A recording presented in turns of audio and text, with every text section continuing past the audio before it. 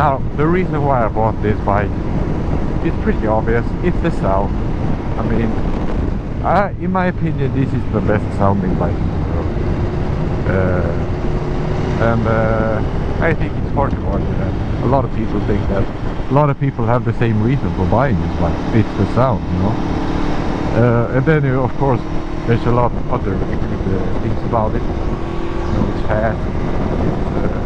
It's quite comfortable. It's cheap. Insurance, you know. Considering it is basically a sport bike with a raised handlebar and then a little bit different screens up here, but and like 30 less horsepower, but still, it's basically a sport bike that they just slap the higher handlebar on. So it's pretty crazy. Pretty crazy that this is even a legal bike. It's freaking crazy. And the reason why I bought a 2016, I mean this 2016, that feels like recent, but this bike is freaking 9 years old. So I don't have the fancy screen that the newer ones have. I don't have all the electronics, you know. I have a quick shifter, I don't have a flipper, I don't have cruise control, and I can't turn off certain things, you know, engine braking. Can't work on that, but and I didn't really think that that was something that I needed to have. But yeah, the reason why I got this is, well, I bought it from a friend, the same guy who I bought my last bike from actually, and I got it.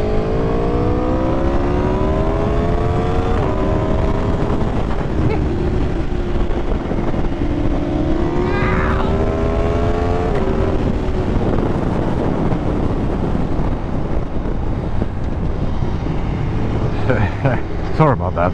I just had to, you know, it's quite easy to do those kind of things. Like, but yeah, as I was saying, let me shake the button. I'll still feel it. That's good. That's good. As I was saying, I got it from my friend, so I was able to get it pretty cheap. Like, maybe 20,000 kroner less than I would be able to get one for if I wanted the same, you know, gear and mileage and everything, you know. So it was a pretty good deal. 20,000 kroner, like $2,000 maybe, I don't know. So I'm pretty happy about it.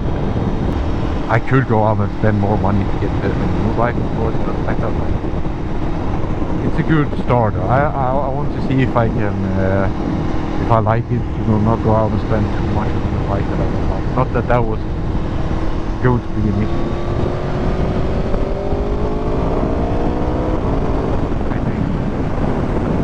Pretty sneaky bet, but the thing was like, it's a lot of power if I was gonna be able to use it, because I felt like on the Z800 there was plenty for the streets, and this has almost double that.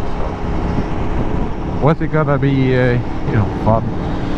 Because you're not gonna be able to use it to its fullest capability when you're on the street, right?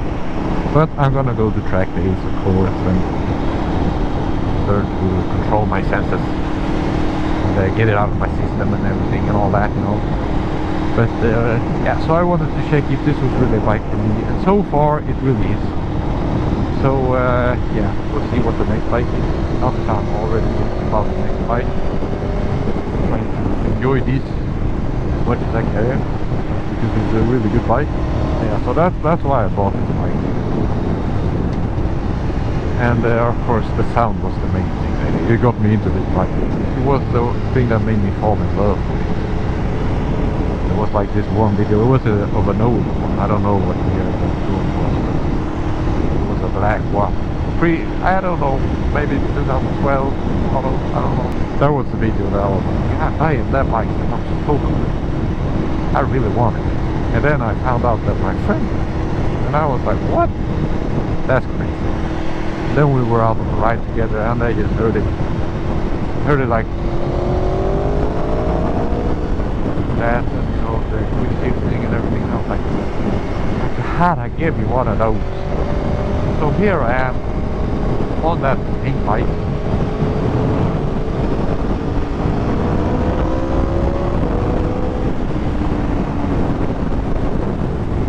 quite extreme.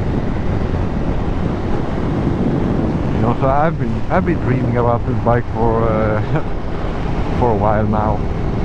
Now I finally have it. So you know, it just goes to show that dreams do come true. So don't give up out there, young boys and girls and men and old guys. You know, doesn't matter what age you are, you can still have dreams, and you should never give up on those dreams. This was a dream for me, and now it's true. So it's no longer. One thing that's bad about it that is the fuel. I don't have a fuel. I just have a light that comes on when I don't remember how much it's spent. But I think it's when the reserve tank is going, kicking in, or what you want to call it. So that's the tricky bit. You have to, like, of course you can be smart and reset your trip every time you fill her up. So that's what you got to do. But then you look at the trip and see, oh, I've gone this far, I usually go this far, and it's time to think about refueling her. So that's what you got to do. You got to be smart about it. You can't just, so you have to plan it a little bit. That's the best. Not that you don't have to plan it, but it's harder to plan. Because sometimes, if you don't plan or you forget the trip or whatever, you're out in the middle of nowhere. And you have so far to the nearest gas station. And then you start to panic. You know, that's happened. Or maybe once or twice. But I've always made it to the gas station. And that is a big relief to me. Yeah, basically, that's what's up. I don't know, man. What am I yapping about?